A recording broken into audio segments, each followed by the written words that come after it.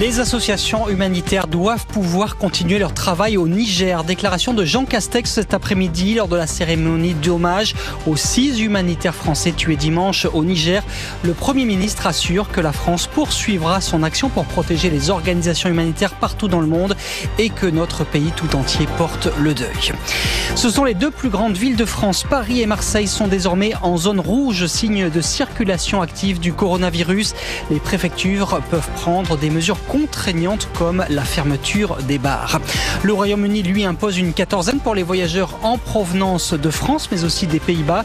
Décision qui va s'appliquer dès demain matin et qui a déjà des conséquences. Des milliers de Britanniques en vacances dans l'Hexagone se précipitent gare du Nord et dans les ports de la Manche pour rentrer chez eux.